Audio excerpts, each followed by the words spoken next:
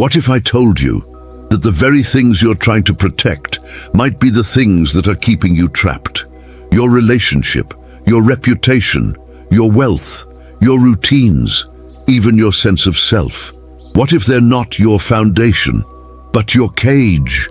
It's a terrifying thought, because we spend our lives trying to build security, trying to hold on, trying to make sure we never lose the people or things that matter.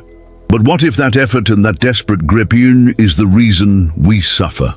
According to Ryan Holiday, everything you love, everything you own, everything you are, will one day be taken from you, and how you respond to that moment will define who you really are. This isn't pessimism, it's preparation, and it's one of the core disciplines of Stoicism, because the moment you accept that nothing lasts is the moment you begin to live with true strength. Modern philosopher William B. Irvine echoes this idea with sharp clarity. Imagine losing what you have. This isn't negativity, it's soul training. And it is. It's training for the losses that will come, because they always do. You don't get to choose if, only when. The Stoics didn't preach detachment to feel superior.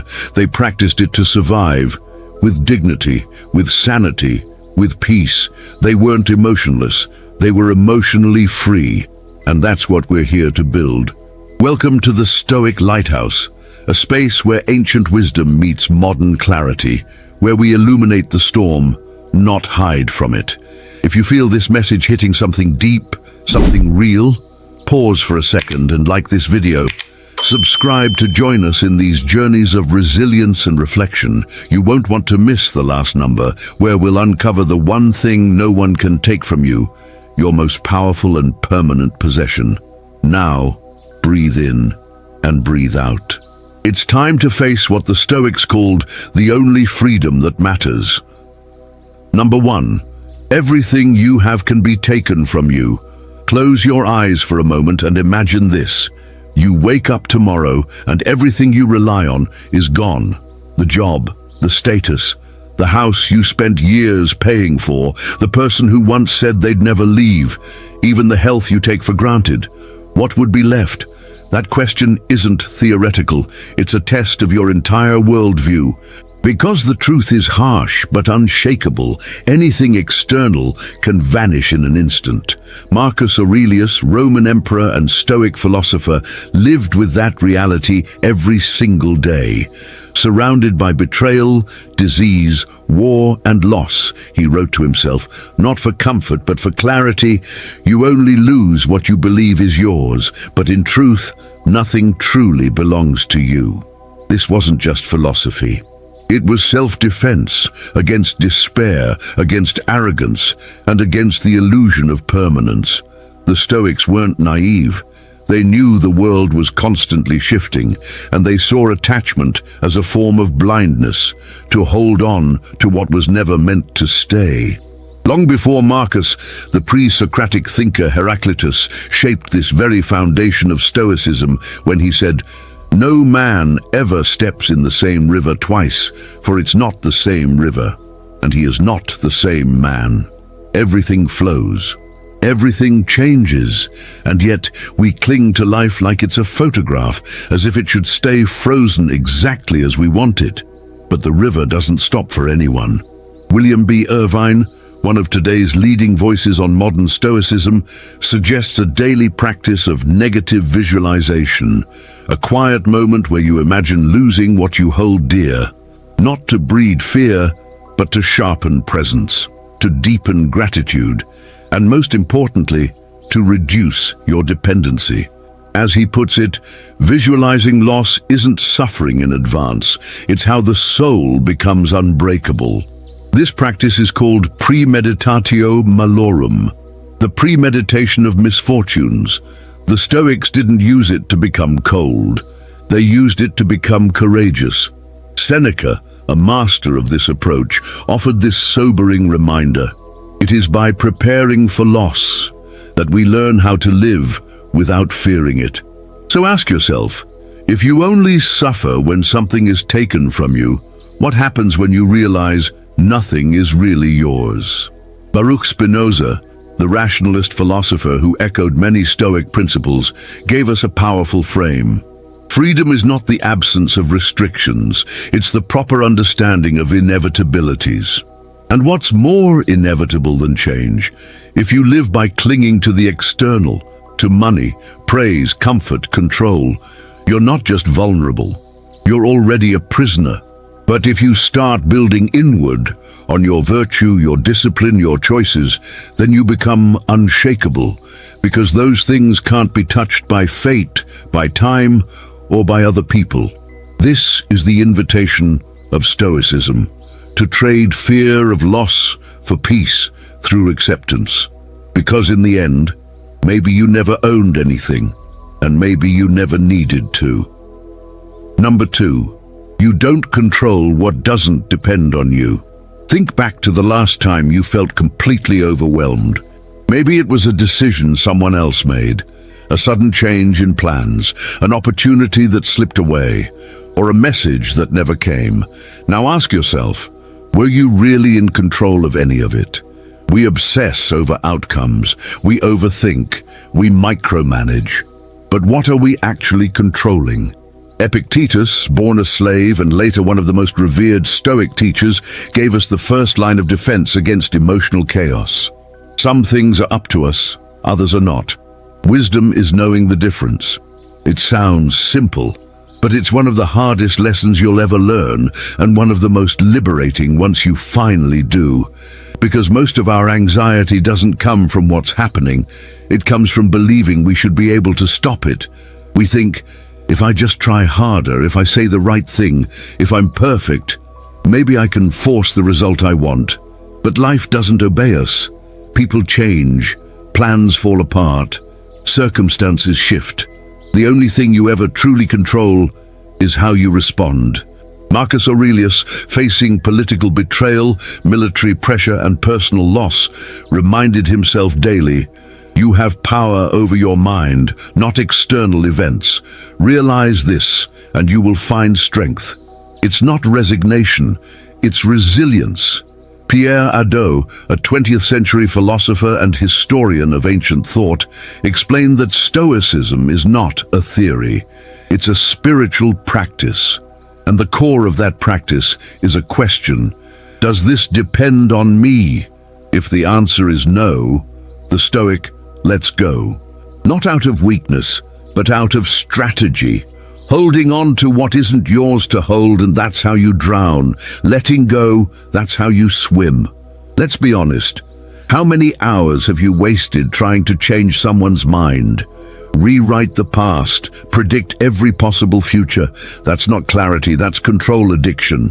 William B. Irvine calls this emotional resistance to reality and argues, acceptance is not giving up, it's the starting point for acting wisely. Because the moment you accept what's out of your hands are finally free to do something useful. This is the Stoic paradox. Surrender is not weakness, it's clarity. And clarity is what allows action to be precise, meaningful, and sustainable. Aristotle, whose ethical reasoning deeply influenced Stoicism, once said, "True happiness is found in living according to reason," and reason tells us that trying to control what was never ours to command is madness. The modern Stoic then isn't passive. He doesn't sit back and wait. He takes initiative, he takes ownership, but only of what is truly his thoughts, his decisions, his attitude. The rest is wind. It comes, it goes, and trying to hold it only leads to suffering. Jocko Willink, a former Navy SEAL commander and a modern practitioner of Stoic discipline, brings this into sharp focus. Discipline equals freedom. But you can only discipline what you truly control, and that's yourself. So the next time you feel anxious, frustrated, or angry, stop and ask, does this depend on me? If not, release it. Because the more energy you waste on what you can't control, the less you'll have for what you actually can. And your life, your peace, depends on making that distinction. Number 3. Attachment is a source of suffering, not security. We've all been there, holding on to something or someone that no longer fits the life we're trying to build, a job that drains us, a relationship that's grown cold, a version of ourselves that no longer feels true, and yet we refuse to let go. Why? Because we think that by holding tighter, we're protecting ourselves, that by clinging, we're safe. But the Stoics knew the opposite was true.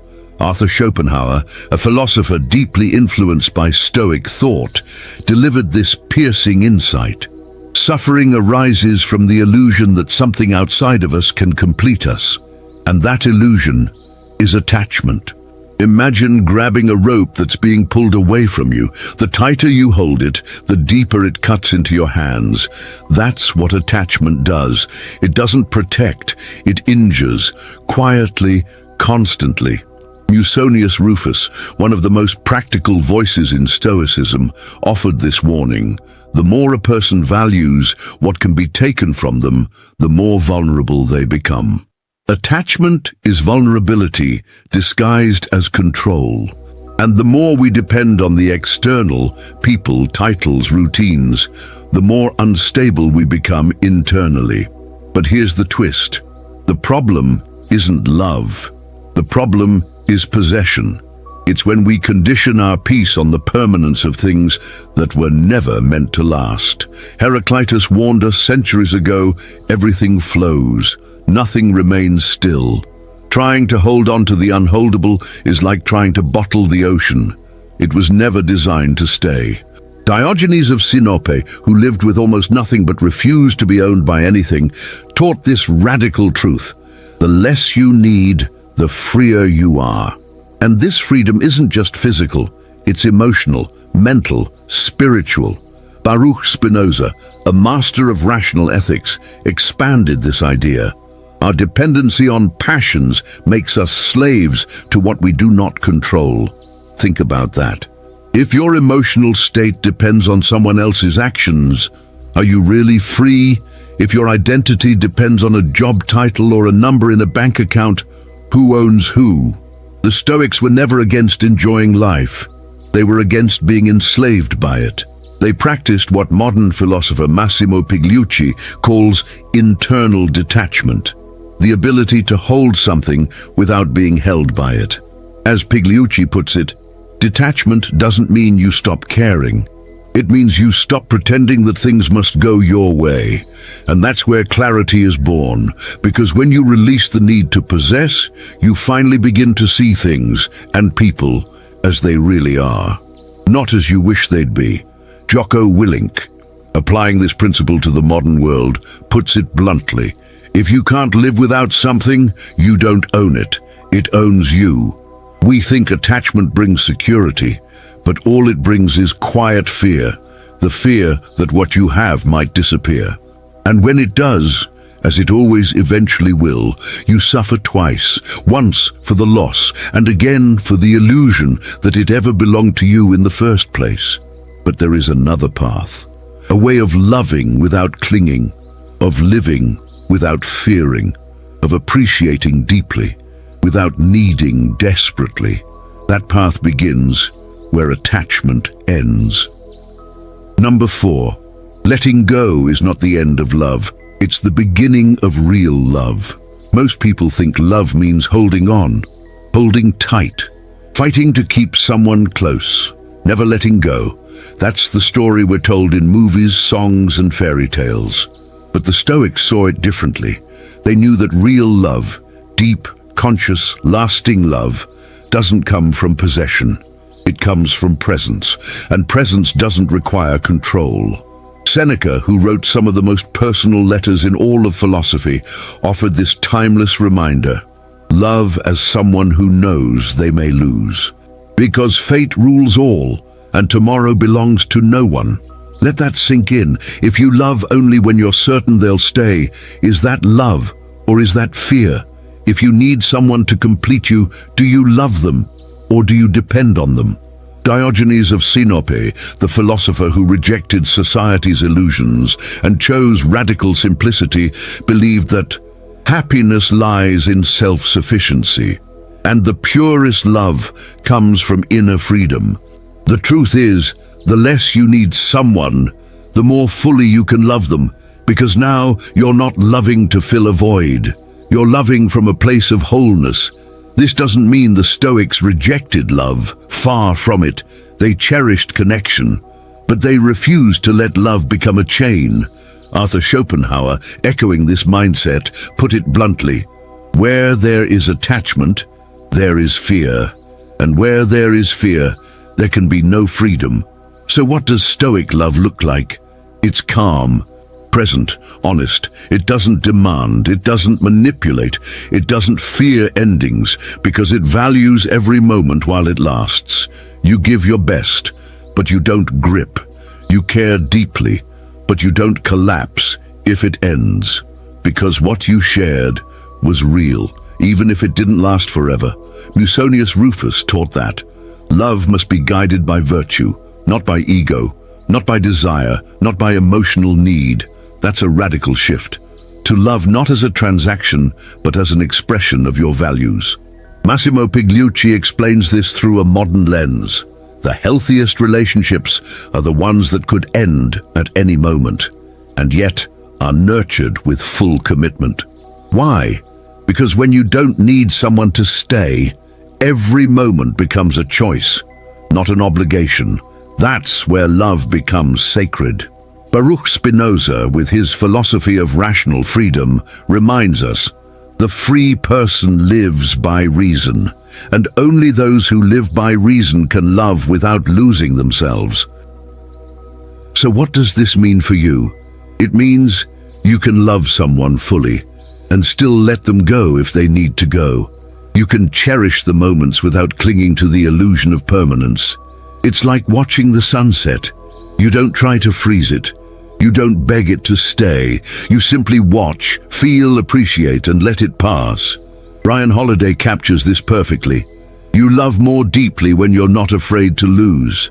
And that's Stoic love, whole, free, true. Not because it lasts forever, but because it never pretends to. Number 5. The only true possession is within you. Strip everything away. Your house, your income, your health, the people you love, even your own body. What's left? Most people panic at this thought, but the Stoics saw it as a revelation, because whatever disappears reveals what was never really yours. Epictetus, who lost his physical freedom early in life but found a deeper kind of mastery, made this distinction clear. You are the master only of your mind. Everything else lies beyond your power. That's not fatalism. That's a shift in responsibility. Because when the external world collapses, and eventually it always does, the only thing that determines who you become is what you've built inside. Your courage, your integrity, your judgment, your discipline. These are not decorations. They're armor, and no one, not fate, not other people, not time, can take them from you.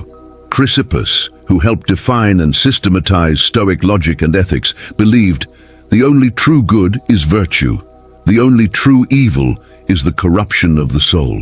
Everything else, fame, fortune, status, pleasure, is indifferent. They're tools at best, traps at worst, and yet we build our entire lives around things that can vanish overnight. Marcus Aurelius, Emperor of Rome, faced constant threats from disease, war, betrayal, and still wrote this to himself. A man becomes invincible when he understands that good resides within him, not in circumstances. That's what the Stoics practiced. Building an unshakable inner core, not to impress others, not to feel superior, but to survive with dignity, to remain grounded while the world shakes, to walk through fire and not be burned. Zeno of Citium, the founder of Stoicism, expressed it this way: the wise man looks for all his happiness from within himself. When you cultivate what's within, your reason, your principles, your choices, you become free. Because you're no longer owned by what's outside. You don't need applause to know you're enough. You don't need comfort to remain calm. You don't need certainty to move forward. You just need alignment with your core values. William B. Irvine brings this Stoic foundation into the modern world with one simple message. Stoicism teaches us to build an inner fortress, and as long as that fortress stands, no external event can destroy us. That fortress isn't made of brick. It's made of clarity, of deliberate thought, of knowing who you are, no matter what you lose. Socrates, spiritual father of the Stoics, once stood before his judges and chose death over abandoning his principles. He said, "I would rather suffer wrong than commit it, because to lose my soul would be to lose everything." That's the essence of Stoicism. The soul you cultivate, your moral character, is the only thing you ever truly own. Jocko Willink drives this home for today's world. You want control of your life? Then start by mastering yourself. Because everything external can fail. The market, the relationship, the body, the system. But if your internal foundation is strong, your reason, your values, your discipline, then you stay standing. That's Stoic invincibility. That's the only possession that matters. By now, you've faced a truth that most people spend their entire lives avoiding. You don't really own anything. Not your home, not your partner, not your achievements, not even your body. Everything external can be lost. But that's not a tragedy. That's your opportunity to finally become free. Because once you stop clinging to what's temporary, you begin to build on what's permanent. And the Stoics taught us exactly where to start. Inside. Let's take a breath and recap. Everything you have can be taken from you. But serenity begins when you stop building your life on unstable ground. You don't control what doesn't depend on you, and accepting that is the key to peace and courageous living. Attachment is not security, it's a trap. You suffer because you try to keep what was never meant to stay. Letting go is not the end of love.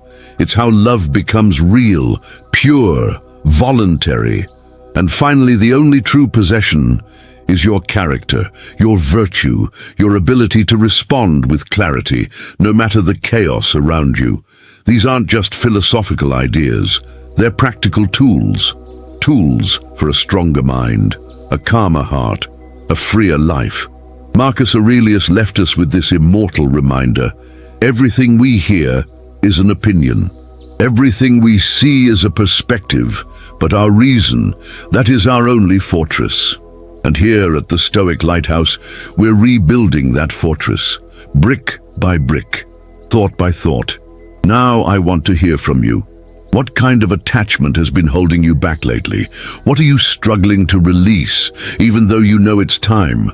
Drop your thoughts in the comments. Your reflection could be the spark that helps someone else on their journey. And if this message spoke to you, if something shifted inside you, like this video now, it helps us reach others who are ready for this path. Subscribe to the channel to continue this journey of self-mastery, courage, and wisdom. And share this with someone who's still holding on to what they can't control. Before we go, here's a glimpse of our next video, one that goes even deeper into the Stoic art of self-control. Title: Why You Keep Losing Control, and What the Stoics Knew That Can Stop It. We'll dive into the ancient strategies used by the Stoics to resist impulsive emotions, handle anger, and stay calm even when everything around you is on fire. You won't want to miss it. And remember always, freedom isn't about owning everything, it's about needing very little and cultivating everything that already lives inside you. See you in the next video.